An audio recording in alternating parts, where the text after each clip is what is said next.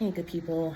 This Jazz Ballinger wanted to take some time um, to kind of have a moment of transparency and wanted to encourage someone. I was reflecting, and this is inspired by the Jamal Rybert story, the little bit that I heard.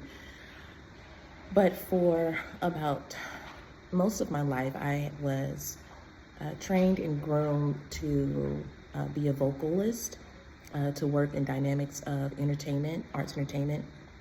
Um, and in a time of my life when I was pursuing, I should say, track and field and training for track and field, um, end up um, end up getting sick, only to find that the doctors couldn't find anything wrong. But that situation made me stop pursuing track and field and going to the Olympics. So I pursued singing. I pursued music, and I pursued it under the umbrella of um, respecting the art of classical, jazz, gospel, opera, you name it. But I also was trying to go under the umbrella of the church. For me, that's what church was. Church was not my life per se, but I did have a strong conviction and an appreciation towards the church, because I also felt called to God, and I thought that my calling required me to be in the church.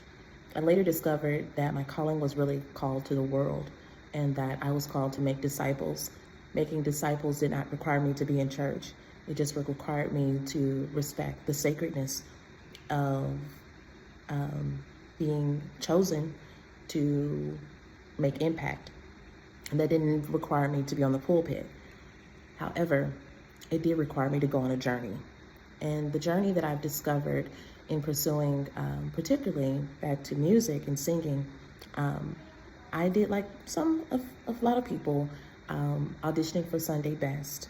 I even worked and prepped and helped people get ready for Sunday's Best. My god sister at the time, I helped her prepare for Sunday's Best, and I later auditioned for Sunday's Best maybe 2 or 3 years later. I was chosen after the second call, but the third call, I was not chosen. Then and my judge happened to be one of the judges. My judge was one of the guys that I ended up singing behind, Vashawn Mitchell, in times past. And then I took it a step further and I auditioned for American Idol. And one of the things that I learned about, excuse me, one of the things I learned, and not to mention, in my journey as in entertainment or in vocal, I had been training like artists such as Jacqueline Carr. I had been working alongside other artists like Dante Everhart, Shay Norman. These are various peoples in the gospel scene, but then also in the areas of opera and jazz and classical forms, and preserving the history of records and music. I worked with Stax Academy and sung in those types of groups. Worked in jazz ensembles. Sung with Grammy in the schools. So, I've had a wide opportunity to explore dynamics of music, singing, theater, you name it. And one of the things that I walked away from many years ago is I had to find peace in knowing that my stage, even though I prepared people for big stages, whether it was from choirs, gospel choirs, sung with choirs, or groups, or solo, had my own band, or had my own own band singing for weddings.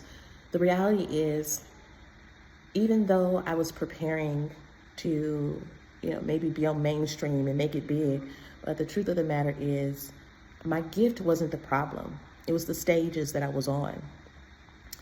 The stage, the environment, the timing. Sometimes, a lot of times, it's not your gift, because our gifts and talents, they come from above. And some of us, we have one gift. Some of us have 2 and 3 or 4 different gifts.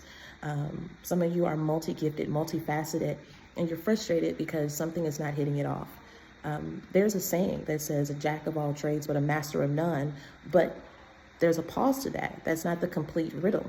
It's a jack of all trades, a master of none, but kudos to the one that is able to use one. I think that's not right. But the idiom really goes, and I'm going to put it on here, insert it, but I'm going to insert it in a little bit. A jack of all trades is a master of none, but oftentimes better than a master of one. on. But yeah, some of you are multifaceted, and your journey has been very different, and it's been misunderstood. Not to mention some of the different trials and challenges that you have to go through to just just to execute. But I want to inspire someone and let you know that your existence matters. Your gift matters. It could be that you're just on the wrong stage. You may need to build your own stage. You may need to collaborate with someone else and you all build stages together and grow that way and bring people along that way. But it just could be that some of the pre-established stages are not built for you because they are not cut from the cloth of who you're really called to. And you can't beat yourself up from that. So no matter what your storyline is, no matter what your journey has been, no matter what people have saying about you, the real truth is you're showing up. You're showing up. You're showing up. And the days that you don't show up, the days people don't see you showing up, you're showing up. Take courage. Realize that everything that's on the inside of you is necessary.